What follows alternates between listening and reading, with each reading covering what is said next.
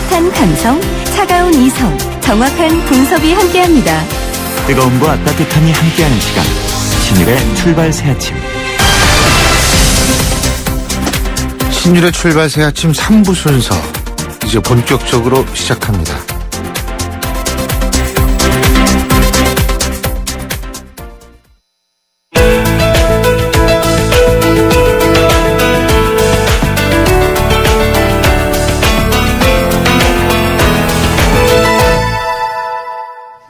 (10일) 여야 합의로 누리과정 예산이 편성되면서 당장 보육대란 우려는 일단락 됐는데, 그런데요, 이 당장 급한 불은 껐지만은 이번에 지원된 국고가 소진되면서 또다시 보육대란 우려가 빚어질 것이라는 관측이 제기되고 있습니다. 특히 광주는 이달부터 예산이 바닥이 나서 누리과정 예산이 집행되는 다음 4월까지 대책이 없는 실정이라고 합니다. 근데 누구보다 답답한 거 바로 학부모 그리고 어린이집 선생님들일 거라는 생각인데요. 당장 우리 아이는 어떻게 해야 될지, 선생님들은 월급이 나올지 불투명한 상태입니다. 관련 내용 박신혜 광주시 어린이집 총연합 총연 대표 연결해서 관련 소식 들어보겠습니다. 박 회장님 안녕하세요. 네, 안녕하세요. 박신혜입니다. 예. 근데 이게 지금 답이 없는 모양이죠? 네. 강주 지역의 경우에는 정말 많은 문제가 있습니다. 예. 현재 유치원은 이제 10월까지 예산이 확보돼 있어요. 예. 그런데 강주시 어린이집에는 1월, 2월까지만 확보되고 3월부터 12월까지는 현재 예산이 바닥이 난 상태입니다. 예. 근데 그래서, 말씀하세요. 네. 그래서 저희 강주시 어린이집 연합회에서는 교육청에 정부 및 야당 간의 목적 예비비 5,064억이 4월에 집행과 관련된 개정이 어제 합의됐잖아요. 예. 그래서 이제 저희는 유치원과 어린이집 누리과정 목적 전형을 통해서 유치원에 그 10개월 된 예비비, 그 돈을 유치원과 어린이집을 5개월씩 나눠서 누리 예산 편성을 지금 기다리고 있습니다. 그럼에도 불구하고 이게 4월이 돼야지 좀 뭐가 되는 거죠? 그렇죠. 그렇지만 3월에 강주에는 꼭 돈을 줘야 됩니다. 그렇죠. 그러니까 제 말씀은 뭐냐면 누리과정 그렇게 예산이 집행이 된다 하더라도 4월에나 집행이 되는 거 아닙니까? 그죠? 맞습니다. 네. 그러니까 지금 3월이 당장 문제다 이 말씀이시잖아요. 발등에 불이 떨어졌죠. 강주시는. 어떻게 해요? 그러니까 선생님들이 걱정이 크실 것 같아요. 선생님들께서는 걱정을 하시죠. 내가 과연 누리과정 담임을 지금 꺼려하는 지금 상태입니다. 그 다음에 교사들의 사기도 정말 땅에 떨어졌고요. 그렇군요. 네. 그러니까 학부모들도 어쩔 줄을 몰라 할 것 같아요. 학부모님들께서는 내가 왜 어린이집만 다닌다는 이유로 이렇게 불안해하고 또 스트레스를 받아야 되는지 도저히 알 수 없다. 그렇게 지금 학부모님께서 말씀하시고 좀 불안하다. 그렇게 하고 직접 어린이집에 오셔서 상담도 하시면서 이렇게 말씀하시죠. 왜 이렇게 불안하고 불투명한 미래를 이렇게 정부와 강주시 교육청은 지금 진행을 하고 있는지 모르겠다. 그렇게 말씀하십니다. 근데 교육청도 고민일 것 같아요. 그렇죠? 근데 교육청의 고민은 이해가 되지 않습니다. 왜요? 왜냐하면 누리과정은 2012년부터 실시해 왔던 건데 반드시 사전에 인지가 가능한 예산이었는데 왜 이걸 세우지 못해서 이렇게 3월 달에 강주시 학부모들과 누리과정 교사들이 이렇게 애타는 마음이 돼야 되는지 잘 모르겠어요. 그리고 또 지금 강주시 교육청에서는 그 유치원과 어린이집에 편가르고 제 식구만 감싸는 교육청의 태도가 잘못됐다고 봅니다. 예. 근데요. 그렇다면은 광주시 교육청은 왜 사전에 짤 수 있는 예산을 안 짰다고 보세요? 딴 데 돈 들어갔던 건 많기 때문이 아닌가요? 이제 그걸 제가 물어보고 싶더라고요. 강주시 교육청에. 안 물어보셨어요, 근데? 물어봤어요. 그게 뭐래요? 근데 이제 유치원은 이제 교육청 소관이고 어린이집은 보건복지부 소관이어서 그랬다. 그래서 이렇게 그건 얘기했죠. 맞죠. 예. 그렇지만 유보 통합을 하기 위해서는 지금 누리과정이 지금 유치원이나 어린이집이와 똑같은 교재와 똑같은 교육을 받고 지금 초등학교 가기 전에 평등 교육으로 하고 있는데 이건 교육청에서 미리 가늠하고 예견된 건데 예산을 안 짠 것은 교육청 잘못이죠. 그리고 사실 네. 어린이집 연합회 회장이시니까 제가 말씀을 드리는 건데, 어린이집에서 다른 지역 어린이집입니다만은 좀 문제가 많았었죠. 그렇죠? 네. 근데 이런 것들이 물론 이제 보육교사 개개인의 문제일 수도 있겠지만, 우리가 좀 더 근본적으로 따지면 좀 보육교사 처우도 좋아져야지 이런 문제도 사라지지 않느냐, 이런 얘기도 많이 나오지 않았습니까? 그렇죠? 근데 네. 이분들 그때 얘기 나온 거 보니까 참 처우가 안 좋더라고요. 예? 그렇습니다. 지난 4년간 보육료는 약 2.8% 인상되었어요. 근데 최저임금은 29%가 인상되었죠. 예. 그래서 지금 보육교사들 처우 개선이 너무 열악해서 아이들을 하루에 10시간에서 12시간씩 아이들 지금 보고 있는 상황이고, 지금 전국적으로 보면 평균 보육교사가 130만의 월급을 받고 지금 근무하고 있는 상황이 되지요. 월급이 얼마라고, 예? 130에서 지금 각 분과별로 달라서 180만 원까지 이제 받고 있습니다. 130, 분과별로 무슨 분과예요, 이게? 어린이집에는 민간도 있고요, 국공립도 있고, 법인도 있고, 직장도 있고, 그렇게 분과들이 한 6개 분과가 있어서 그렇습니다. 아, 그렇군요. 어쨌든 이 문제가 좀 빨리 해결이 돼야 될 것 같은데, 저희가 광주시 교육감 인터뷰로 요청을 했었거든요. 근데 교육청도 네. 어쨌든 손 놓고 있는 건 아닙니다. 대책 마련에 고심 중이다, 이런 답변을 얻었는데, 이 문제가 어쨌든 3월 달에 넘어가면 4월 달에는 조금 그래도 풀릴 수 있는 거니까, 좀 근데 3월이 문제라는데 그게 답이 없으니 그게 참 큰일이네요. 예. 맞습니다. 자, 그리고 제가 어린이집 연합회 회장이시니까 또 여쭤보는데, CCTV 설치 반대하세요? 지금 반대하시는 분도 계시고요. 우리 박 회장님은요? 저희 어린이집에는 물론 이제 CCTV가 있지만, 예. 이제 CCTV는 자율적으로 운영자가 네. 보육교사 동의하에 설치해야 된다고 생각해요. 이 CCTV가 왜 그렇게 생각하세요? 이제 이게 언어 모집도 또한 홍보도 도움이 된 건 사실입니다. 예. 하지만 CCTV는 예방 차원이 아니고 사고가 난 후에 증거 확보 차원이기 때문에 예. 또한 보육교사들의 사생활은 무시되고 예. 지금 이제 아이를 때렸다는 이유로 이제 전 국민에게 그 전시용 규정만을 만들어서 하라는 정부의 모습이 참 안타깝습니다. 예. 예. 말씀하세요. 보육교직에 대한 처우 개선과 아동 학대의 예방이 될 수 있고, 또한 무조건적인 연대 책임, 또 양벌 규정에 적용하기 때문에 일선에서는 이 CCTV보다는 보육교사의 처우를 개선해줘야 하고, 보육교사의 인성교육, 재교육을 해야 되지 않나, 이제 그런 이야기도 나오고 있습니다. 예, 다 맞는 말씀이시네. 근데요, 중요한 거는 보육교사들에 있어서의 사생활 침해, 인권 문제가 있다라는 사실은 아마 누구든 다 인정을 할 겁니다. 그렇죠? 네, 맞습니다. 네. 그런데요, 제대로 표현할 수 없는 어린아이들의 인권은 그럼 누가 책임을 져줍니까?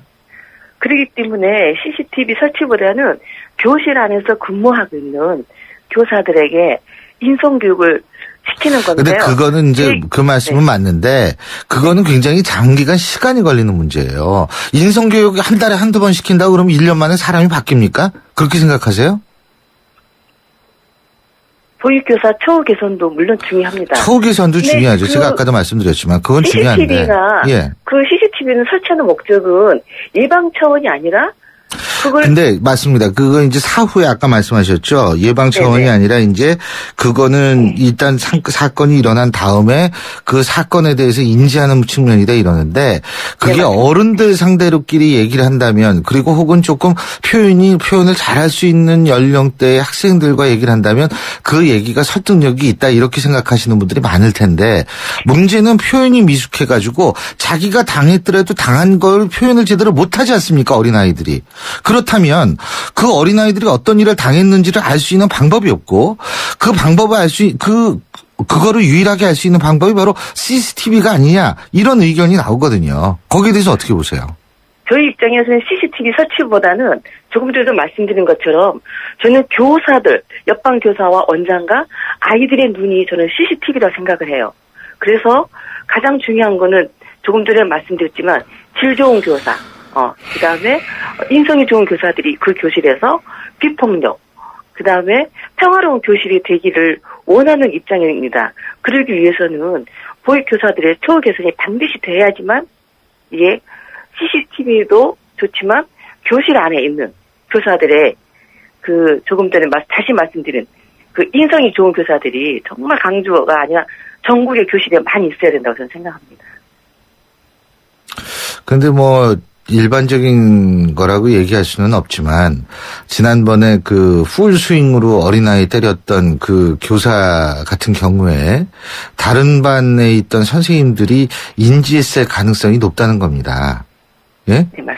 네. 다시 말해서 지금 뭐 원장 선생님이나 아니면 다른 선생님들의 눈이 곧 CCTV라고 말씀하셨는데 그게 그렇게 원활하게 쉽게 야, 저 사람이 저러니까 안 되겠다 고발하자 이런 지금 상황이 안 될 수도 있는 거 아니에요. 그러니까 이런 얘기가 나오는 거 아니겠습니까? 근데 요즘 교사들은 전부 다 지금 선생님들이 지금 이 핸드폰을 갖고 다니면서 동영상으로 촬영하고 부당한 경우에는 요즘 젊은 교사들은 자기들의 표현으로 이야기를 하고 그런 상황 같은 경우에 있으면 어디든지 이야기를 합니다. 근데 그 아이가 맞았던 일도 뭐 옛날 조선시대 얘기가 아니라 바로 최근 얘기잖아요. 그 부분에 대해서는 이제 전국에서 그 인천의 그 사건에 대해서는 저희 지역은 아니지만 물론 그렇죠. 그 모습을 봤을 때 정말 저도 가슴이 아팠어요. 왜냐면 그러시겠죠, 당연히.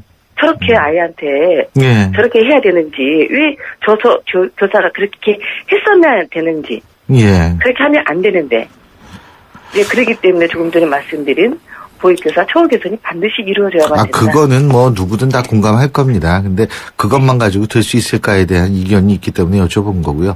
알겠습니다. 오늘 말씀 여기까지 듣죠. 고맙습니다. 네, 감사합니다. 지금까지 광주 어린이집 연합회 회장이시죠. 박신혜 회장이었습니다.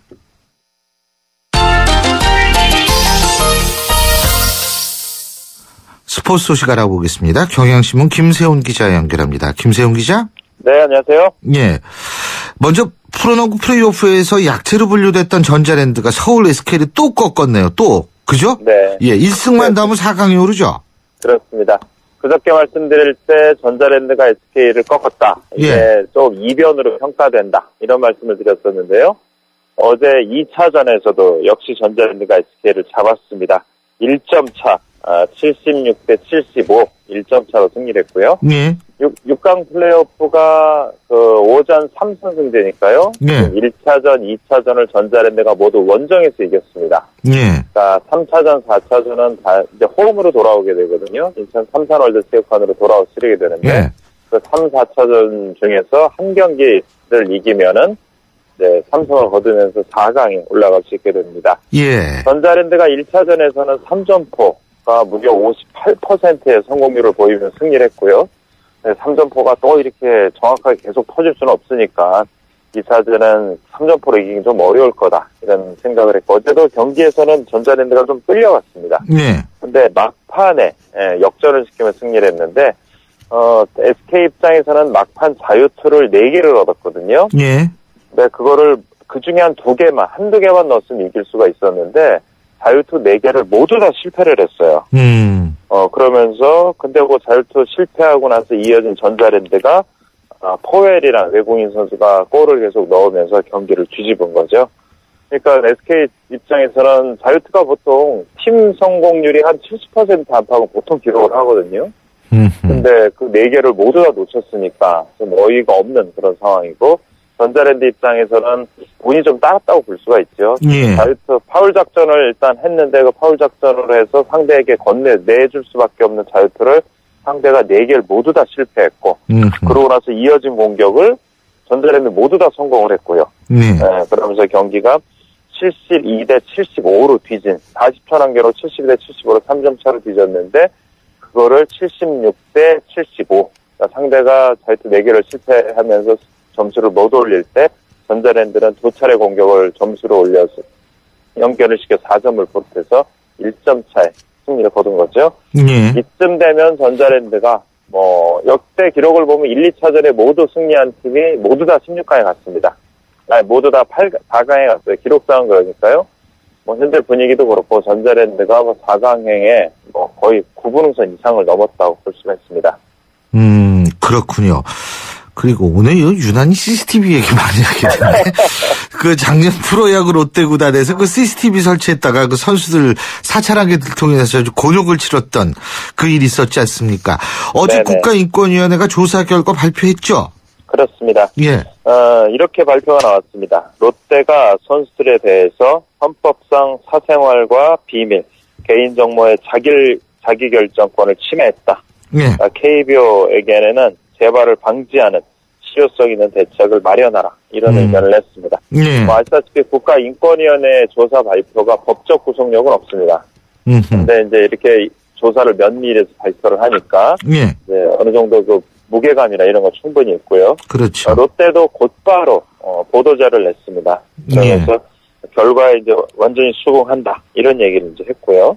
그래서 뭐 그동안 심려를 끼친 여러분들에게 상당히 죄송하다 이런 얘기를 했고 이 일을 계기로 구단 전체 내 엄격한 잣대와 책임감을 가지고 비인권적인 요소를 철저히 제거하겠다 이렇게 롯데가 얘기를 했습니다.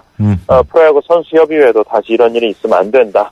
절대 선수들의 인권이 침해당하는 일은 더 이상 용납될 수 없다. 이런 이제 반응을 보였고요. 예. 근데 어느 정도는 이 사태가 마무리가 좀 되는 그런 분위기이긴 한데요. 롯데 입장에서는 지난해 성적도 안 좋았고 또 구단과 프런트, 감독과 코칭 스태프와 프런트 간의 갈등도 있었고요. 또 여기다 사찰 파문도 있고 그러면서 상당히 어려운 시즌 롯데가 보냈으니까요. 올해는 그라운드 안팎에서 롯데가 좀 달라진 그런 모습을 보여야 될 때입니다. 예. 또 류현진 선수 말이에요. 내일 시범 경기 등판하죠? 네. 우리 시간으로 10시 15분이고요. 샌디에이고 원정에서 샌디에이고하고 이제 맞붙게 되는데 류현진이 선발로 등판하게 됩니다. 예. 이제 공중파에서 중계를 합니다. 시범 경기지만 아무래도 류현진에 대한 관심도가 높기 때문에 라이브로 좀 중계를 하고요. 그동안 류현진이 샌디에이고를 상대로 상당히 잘 던졌죠. 5경기에 2년 동안 등판을 해서 4승을 거뒀고 방어율이 0.844입니다. 그러니까 9이닝을 던져도 1점을 안 내주는 그런 투구를 이제 선보였었는데 샌디에이고가 근데 올 시즌 앞두고 전력을 상당히 보강했어요. 그래서 과거의 샌디에이고가 아닌 상당히 좀 강력해진 전력이 좀 좋아진 샌디에이고니까 류현진 입장에서는 조금 더 집중해서 던져야 될 것 같고요. 류현진이 그동안 등부상도 있고 그래서 피칭을 조금 거르기도 했고 또 그저께는 불펜 피칭을 했는데 보통 선수들이 선발 그 등판을 앞두고는 불펜에서 피칭을 안 하거든요. 이례적으로 불펜에서 한 30개 이상의 공을 던져서 몸이 안 좋아서 한번 또 던져본 거 아니냐. 감독이 왜 믿지 못해 시킨 거 아니냐. 이런 좀 논란도 있었는데 류현진의 입장에서는 체인지업이라는 공을 좀 가다듬기 위해서 공을 던졌다. 이런 얘기를 했습니다. 어쨌든 뭐 내일 아침 10시 15분에 경기에 나오게 되고 아마 시범 경기이기 때문에 제가 보기에 3이닝 정도 던질 것 같아요. 3이닝 던지면 상당히 안정적인 투구를 보여줬으면 바람이 있죠. 류현진 선수 말씀하시면서 체인지업 뭐 자꾸 말씀하시니까 라면이 생각나네요. 예. 오늘 말씀 여기까지 듣겠습니다. 고맙습니다. 네, 고맙습니다. 예, 지금까지 경향신문 김세훈 기자였습니다. 사장님, 복잡하고 까다로운 세금 신고, 장부 작성, 재무 진단은 어떻게 해결하세요? 당연히 세무사에게 맡기죠. 고용산재보험 사무대행. 청년 후견인 업무도 해결해주는 든든한 파트너니까요. 세무사를 알아두는 것이 생활의 지혜입니다. 한국세무사회. 신율의 출발새 아침 3부 순서는 여기서 줄입니다. 잠시 뒤 4부에서 뵙죠. 깜깜한 밤, 아이들은 밤이 무섭습니다. 부모님이 오실 때까지 뜬 눈으로 무섭고 외로운 밤을 버텨내야 합니다. 따뜻한 저녁 식사는 꿈도 꾸지 못합니다. 이 아이들에게 더 이상 두렵지 않은 행복한 밤을 선사해주세요. 저소득 아동 야간보호 프로그램 별빛학교에 여러분의 따뜻한 마음과 정성을 모아주시면 됩니다. 선생님의 안전한 보호 아래 친구들과 함께 뛰어놀고 공부하고 같이 저녁을 먹으며 아이들의 행복은 조금씩 자랍니다. 2015 YTN 라디오 연중기획 함께 들어요 대한민국 기아대책과 함께합니다. 대한민국을 고발합니다. 대한민국을 고발합니다. 예, 벌써 여러분 하는 소리를 들으셔서 누가 나왔을까 궁금하실 텐데요. 오늘 고발해야 될 부분은 대학과 관련된 부분입니다. 대학생 주거 문제인데요. 바로 청년 주거권에 관한 문제에 대해서 얘기 나눠보겠습니다. 자, 지금 그래서 두 분 나와 계신데요. 언제나 나와주시는 분이죠. 참여연대 안진걸 협동사무처장 그리고 민달팽이 유니온의 권지웅 대표 두 분 나와 계십니다. 어서 오십시오. 안녕하십니까. 안녕하세요. 그래요. 민달팽이 유니온. 이게 민달팽이라는 건 달팽이가 뒤에 집이 없는 달팽이죠? 네네. 예? 네. 그래서 민달팽이에요? 네. 마치 청년들이 집이 없이 살아가는 모습이 민달팽이와 좀 닮아서 저희가 이렇게 이름 붙이게 됐습니다. 우리 권지웅 대표는 지금 학생이시죠? 현재 졸업을 했습니다. 졸업을 했어요? 네네. 졸업을 했는데. 네. 물어봐도 되나요? 네. 그러면 졸업을 하고 지금은 민달팽이 유니온 대표고. 네. 또 하시는 일은? 그 일을 하고 있는 겁니다. 민달팽이 유니온. 작년에 졸업했나요? 네. 그렇군요. 그렇군요. 네. 지금 학교는 신촌 쪽에 다녔죠? 네네. 연세대학교. 네네. 근데 거기도 집 사정이 굉장히 어려웠던 모양이죠? 네, 그랬습니다. 신촌 근처에 이제 여러 대학이 있기도 하고, 그리고 하여튼, 거기가 많이 비쌌습니다. 그래서 저는 이제 지방에서 어디서 부산에서 올라오게 되었는데, 실제로 이제 제가 벌어서 집값을 마련하고 게다가 이제 기본적으로 들어가는 생활비 등이 있으니까 사실은 부담하기가 좀 쉽지 않을 정도로 집값이 좀 비쌌던 것 같습니다. 그렇죠. 그거 굉장히 비싸고 등록금도 비싸고 말이에요. 제가 조사를 해보니까 실제로 등록금이 이제 서울 수도권 사립대학들은 1,000만 원 안팎이잖아요. 연대는 1,200만 원, 1,300만 원까지 나오던데 거기에다가 매달 하숙을 한다고 쳐도 50만 원 안팎이 이제 나오니까. 그렇죠. 40만 50만 원 사이. 1년에 대학생 1인당 나머지 이제 학습비용까지 하고 생활비까지 하니까 2,000만 원 안팎이 들어가는 거예요. 와, 이건 정말 대학생도 그렇고 부모님 입장에서도 감당하기 어려운. 어학연수 가는 애는 3,000만 원 가까이 들고요. 그러니까 주거권 문제가 그래서 굉장히 심각해진 것이죠. 등록금 다음으로 부담되는 게 주거 문제다. 이렇게 조사가 나오더라고요.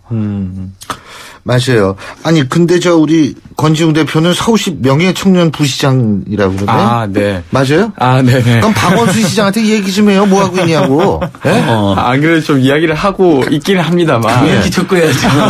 이게 안 그러면 말이에요. 진짜 명예부시장이 명예만 남아요. 네? 네.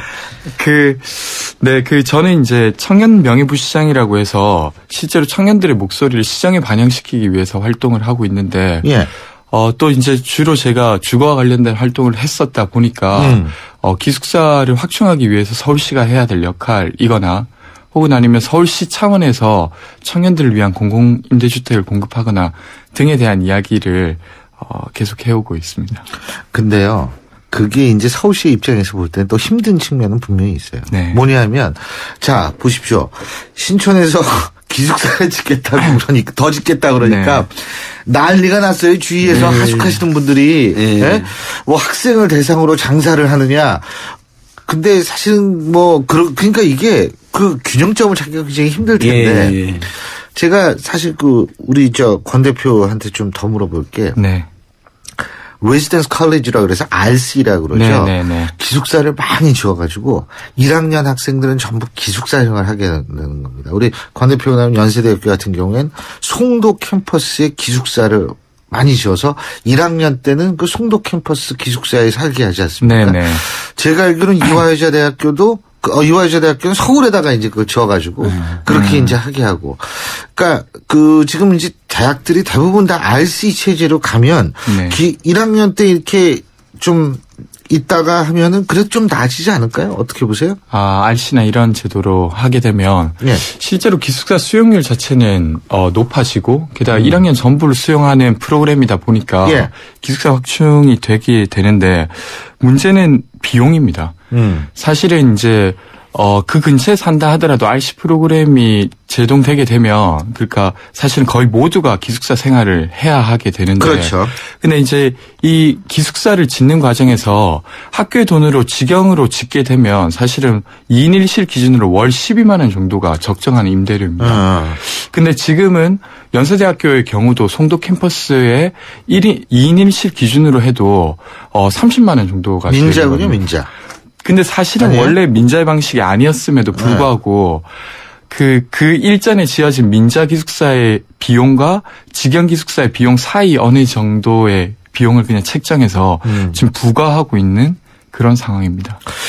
지금 비용도 비용인데 기숙사에서 학생 수용 비율이 떨어진 학교가 무지개 많아요. 예. 뭐 지금 이제 일부 대학은 그렇게 이제 1학년들은 뭐 전원 수용 방침이 있긴 한데요. 예. 전체적으로 수도권 현재 대학생 대학들의 기숙사 수용률이 10%밖에 되질 않습니다. 이 10%도 약간 허수인인 게 외국인 대학생들이 우선 이렇게 입주하는 경우가 많기 때문에 실제 체감하는 수용률은 5%밖에 되지 않는다고 대학생들이 이야기하거든요. 그러니까 거의 대학생들 기숙사들이 하늘의 별따기다 이런 건데 그나마 공공기숙사보다 또 민자기숙사가 많이 들어와가지고 민자기숙사는 권영 대표 말씀처럼 뭐 한 달에 4, 50만 원 꼴까지 나오니까 학생들이 굉장히 고통을 받고 있는 상황입니다. 근데 이제 아까 신촌에서 교수님도 말씀하셨는데 경희대 그다음에 또 신촌 그다음에 뭐 이렇게 공공기숙사를 만들려고 했는데 이제 그 주민들이 학교 앞 주민들이 반대해서 그게 저희들이 그 민달팽 유니언하고 저희 또 반값 등록금 국민본부랑 뭐 시민단체들이 주민들에게 호소하는 기자회견도 했습니다. 뭐 심정은 이해가 되는데 대학생들이 돈도 못 버는 대학생들이고 등록금도 비싼데 좀 이해해 주시라 이렇게 하면서 지금 기숙사는 권유대로 지어지고 있는 거죠. 그래서 지금 네. 일단은 난리가 있었고 그리고 지금도 사실은 그게 완전히 해소된 건 아닌데 어쨌든 학교 차원에서 추진할 수 있는 부분이었고 지자체에서 사실 마음먹으면 진행을 할 수 있는 터라 지금 진행을 하고 있는 걸로 알고 있습니다. 그게요. 그분들의 입장에선 또 그게 이제 생계에 관한 문제인 경우가 많거든요. 그러니까 이게 참 거기에서 균형점을 그래서 제가 서울시도 고민일 거라고 얘기한 게 이제 그런 부분이거든요. 근데 어쨌든 지금 그 권지웅 대표가 이쪽 부분에 이제 관심이 많은데 대학생만 우리가 얘기를 했는데 그 권지웅 대표처럼 졸업한 청년들 이 청년 주거 문제가 심각하죠. 1인 가구도 많을 텐데요. 그죠? 네. 교수님 말씀해 주신 대로 실제로 이제 대학생을 포함해서 청년 전체까지를 확장해도 주거빈곤율은 매우 높습니다. 특히나 서울은 다른 도시와 비교할 수 없을 정도로 높고 그 2010년도 인구주택 총조사 기준으로 했을 때는 3명 중에 1명 그러니까 혼자 1인 가구로 살아가고 있는 청년 3명 중에 1명이 주거빈곤 예를 들면 최저주거 기준 미달의 주택에 살거나 지하나 옥탑방에 살거나 혹은 아니면 고시원 등과 같은 주택 이외의 거처에 살고 있는 사람이 청년 3명 중에 1명이 그런 상태에 놓여 있습니다. 그러니까 그 최저 기준이 있는 거예요, 이제 주거에? 네, 국토해양부에서 고시하는 최저 주거 기준이라고 사람이면 최소한 이거 이상의 살아야 한다라고 하는 고시하는 기준이 있습니다. 그러니까 1인당 저 몇 평 이상 뭐 이런 기준을 정해놓은 거죠. 독일도 있어요. 다 있잖아요. 독일은 그거를 지켜야 합니다. 우리나라는 아마 권장사항일 거예요. 딱히 좋지 독일은 뭐 교수님 잘하면 지켜야 될 뿐만 아니라 공정 임대료 제도라고 해가지고 임대료도 지역별로 정하잖아요. 그리고 중요한 건 뭐냐면 본겔트라고 그래가지고 국가에서 돈을 주니까 내가 돈이 없어 넓은 집에 누가 살고 싶어서 안 살고 싶어서 안 살아요? 돈이 없으니까 못 사는 거 아니에요? 그런데 그러면 국가에서 그래도 기본은 지켜야 되는 거니까 그러면 우리가 돈 줄게 해서 돈을 줘요. 본겔트라고 그래가지고 본이 이제 살다는 거고 겔트는 돈인데 그 돈을 줘요. 그게 물론 우리랑 뭐 비교할 수가 없는 복지 시스템이기 때문에 그럴 수는 있겠습니다만 참 그래서 이거 참 이게 걱정이에요. 이 우리나라 이 청년 문제뿐만이 아니고 근데 청년 문제가 이게 심각해지는 게 사실은 청년 실업 문제와 연관이 돼서 문제가 맞습니다. 더 심각해지는 거 아니에요? 아니 청년들이 희망을 갖고 살아야 되는데 제가 솔직한 얘기로 우리나라는 세대별로 다 불행해요. 10대는 대학생 입시 때문에 불행하죠. 20대는 취업에 대한 불안감, 미래에 대한 불안감 때문에 불행하죠.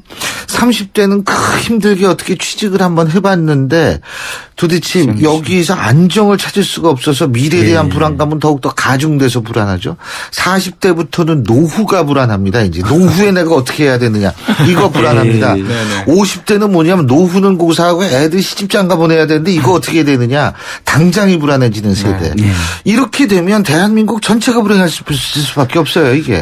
그래서 저희가 요즘에 불안공화국이다. 대한민국이. 모두가 불안하고 이런데 이제 어쨌든 그래도 계속해서 이런 문제를 해결하려고 하는 많은 비영리기구, 비정부기구들이 있어서 다행인데 오늘 민달팽이 유니온에서 저는 오늘 굉장히 제가 이제 청취자들께 이렇게 강조해보고 싶은 게 이 청년들이 굴하지 않고 주거협동조합이라는 걸 만들었다는 겁니다. 그 뭐예요, 그게? 그래서 이분들이 달팽이 집이라는 것을 지금 확보를 했어요. 그러니까 권진 대표님이 설명 한번 자대로 한번 해주시죠. 이거 재밌을 것 같아요. 그러니까 이제 민달팽이 유니온에서 이제 제도를 바꾸겠다, 법이랑 정책을 만들겠다 하는 것은 생각보다 시간이 오래 걸렸고. 그거 오래 걸려요, 그거. 네. 그래서 이제 저희가 이미 내고 있는 이 한 40-50만 원이나 되는 돈을 좀 모아보면 무언가를 할 수 있지 않을까. 이런 아이디어로 시작해서 작년 3월에 민달팽이 주택협동조합을 창립했고 그 주택협동조합에서 작년 말에 총 5세대의 주택 그리고 16명이 들어갈 수 있는 주택을 공급을 했습니다. 그러니까 그걸 돈을 모아서 산 거예요? 지금은 산 건 아니고 전세로 빌렸습니다. 전세로 빌렸어요. 네, 전대차로 하는 거죠. 그러니까 돈이 모자라니까 일단은 임대해서 재임대해 주는데 교수님이 자주 가시는 남가자동에 자주 가시는 매일 가시는 요새는 매일 가시는 남가자동에 두 채를 대단합니다. 이거 정말 저도 이렇게 민생운동 해왔는데 20년 가까이 그렇죠. 처음 있는 일입니다. 학생들이 스스로 청년들이 스스로 출자를 해가지고 그러니까 꼭 자기가 들어가서 살지 않아도 다른 사람 위해서 출자도 할 수 있는 거잖아요. 그렇게 그걸로 두 채를 임대해가지고 16명이 지금 거기 살고 있는 겁니다. 아주 저렴한 비용으로. 두 채를 임대를 해서. 그게 그러니까 원룸으로 이렇게 돼 있는 거예요? 아니면 이렇게 집 하나 두 채를 해가지고 방마다 이렇게 사는 거예요? 하나의 주택은 일부만 임대한 것이고 또 하나의 주택은 주택 전체를 임대한 겁니다. 그래서 총 5개 층이 있는 작은 다세대 주택을 빌려서 거기 전체 다가 지금 민달팽이 주택협동조합 조합원들이 들어가서 사시는 거죠. 그래서 그런 이야기도 하시더라고요. 보통 4층에 살았던 다른 분이 나는 그 계단을 올라갈 때 누군가가 나올까 봐 너무 무서웠는데 여기는 정말 그렇지가 않다. 그렇지, 다 아는 사람들이니까. 다 아는 사람들이고 같은 또래 때이기도 하고 하니까 그런 안정감도 있고 저희가 보증금이 60만 원이고 월세가 23만 원입니다. 진짜 싸다. 네, 그래서 이제 소위 보증금이 없으면 주로 이제 월세가 비싸지만 고시원 등에 가서 살아야 되는데 그런 것이 아니라 그냥 진짜 보통의 주택에 거실이 있고 부엌이 있고 이런 주택에 살게 되시는 거죠. 야, 그거 진짜 싸네요.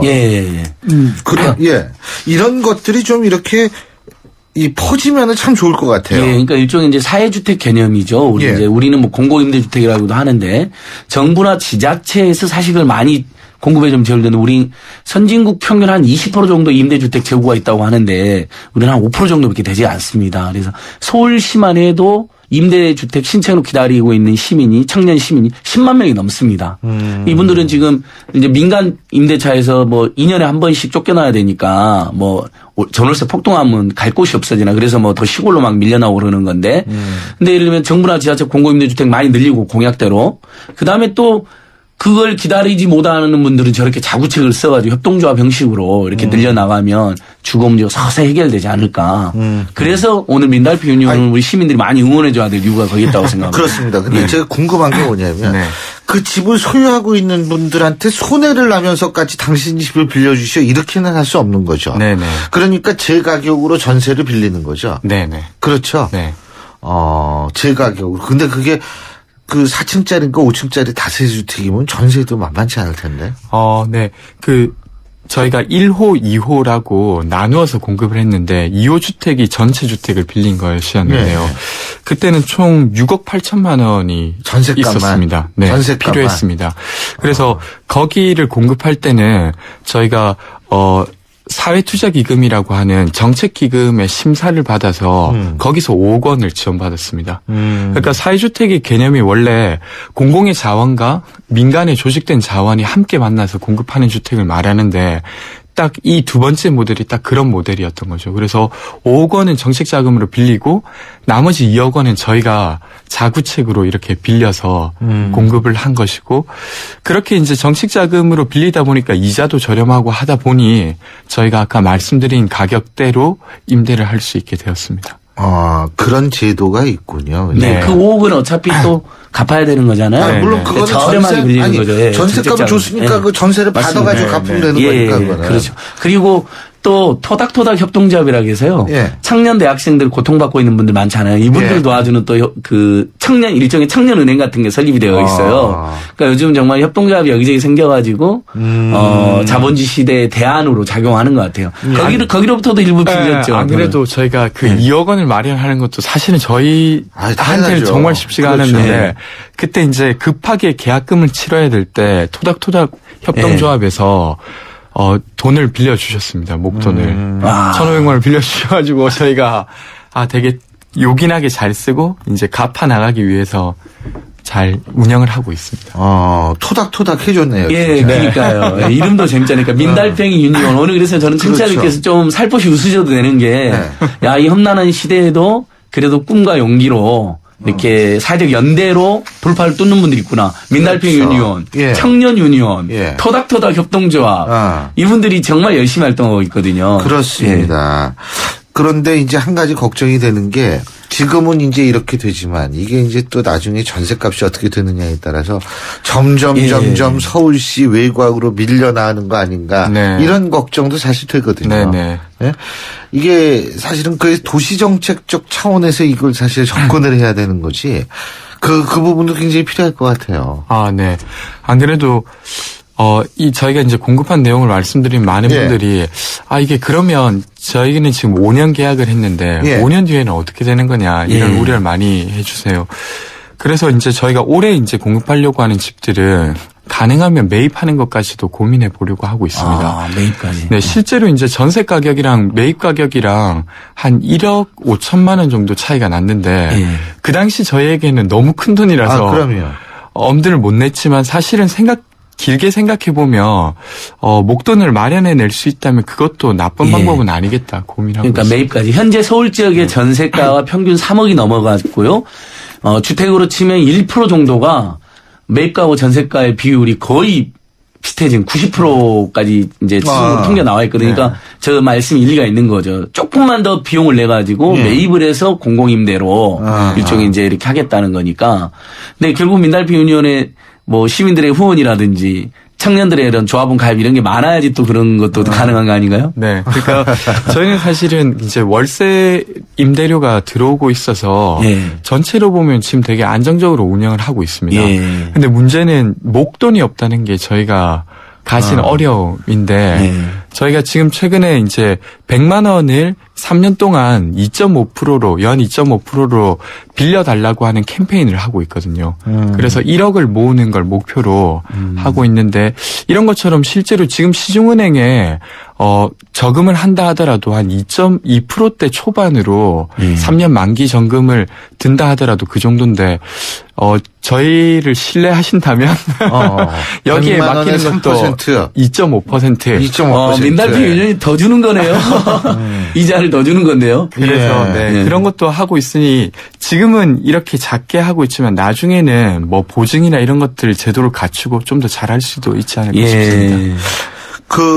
또 원룸 주거용 오피스텔 다가구 이런 세입자들이 임차인 대표자 외에 결성 캠페인도 하고 있다고 하는데 이건 뭐예요 또? 사실은 저희가 이제 사례로서 달팽이집을 고민하고는 있지만 이 주택이 아무리 빠르게 늘어난다 하더라도 이런 주택에 못 들어오시는 분들이 훨씬 더 많을 거라고 생각합니다. 그래서 근데 그분들의 문제를 푸는 방법은 그분들이 소위 이제 모여 있고 그래서 집주인이랑 너무 부당한 일이 있으면 교섭을 할 수 있는 그런 어떤 역량을 갖추었을 때 사실은 이 주거 문제가 너무 부당하게는 이렇게 안 흘러갈 수 있다고 생각하거든요. 그래서 최근에는 원룸 관리비를 매개로 실제로 보통 청년이 살아가고 있는 곳의 관리비는 기준이 없이 부과되고 있습니다. 아파트야 항목별로 이제 그 고시를 해주지만 원룸은 그냥 5만 원이야 하면 5만 원이고 6만 원이야 하면 6만 원인데 그런 것들을 공개해달라. 어떻게 쓰였는지, 왜 관리비가 그건지 그렇죠. 이런 걸 가지고 이제 모임을 이제 좀 시작해보고 있습니다. 그러니까 법으로 어떻게 되냐면 지금 일반 분양 아파트는 의무적으로 입주자 대표자회를 꾸리게 되어 있고 거기서 관리비를 결정하기 때문에 세세하게 알려주잖아요. 한 달에 한 번씩인데 임대주택법은 임차인 대표자회를 꾸릴 수는 있는데 의무 조항이 아니라 이제 임의적으로만 꾸릴 수가 있게 되어 있습니다. 그래서 보면 지금도 이런 임차인들이 다수 모여 사는데 대표자회가 있는 데도 있고 없는 데도 있습니다. 그러니까 민달피 유니온 등이 나서가지고 원룸이나 주거용 오피스텔 다가구 다세대 사는 청년 세입자들도 임차인 대표자회를 만들자.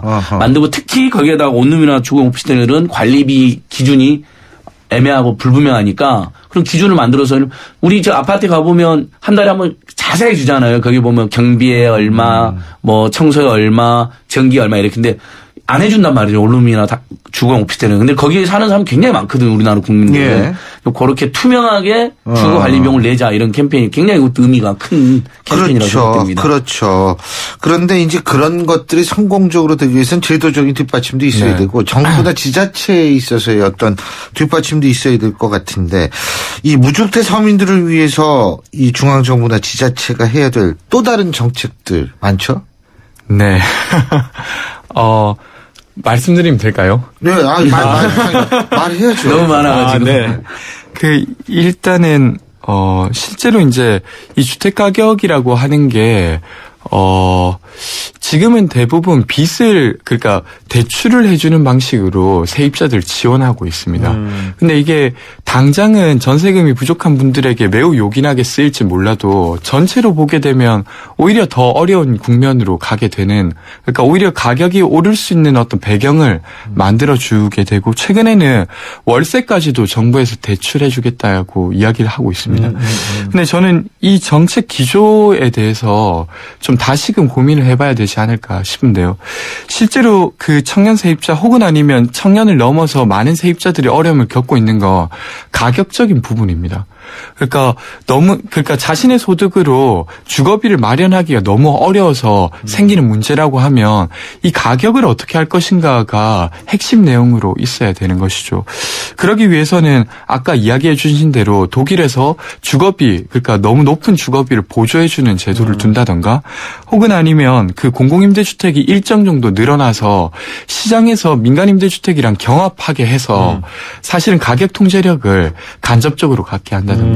혹은 아니면 매우 오랫동안 논의되었습니다만 전월세 상한제나 계약갱신 청구권과 같이 인상률에 있어서 어느 정도 제한을 둔다거나 등이 필요하다고 보는데 현실적으로 최근에 이제 저희가 좀 논의해야 될 부분은 이 어떤 주택과 관련된 가격 그 통제와 관련된 제도를 너무 국가 차원에서 둘 게 아니라 지방화해야지 되지 않을까 이런 논의들을 하고 있습니다. 그래서 서울에 있는 문제랑 그 산청 에 있는 문제는 다르거든요. 다르죠. 근데 이제 일괄로 하다 보니까 논의가 진전되지 못하고 있는데 그런 것들을 포함해서 약간 지방화하는 전략을 띄어야 되지 않을까 싶습니다. 시민단체가 할 일이 많겠어요. 예, 맞습니다. 대표님. 교수님 항상 목요일 아침 방송하고 나면 정말 큰 부담을 안고 돌아가는데 열심히 캠페인 해야겠다고 우리 서민들. 그러니까 독일도 보니까 공정임대 제도를 지역별로 실시를 하더라고요. 왜냐하면 지역별로 임대료가 다를 수가 있으니까 땅값이라든지.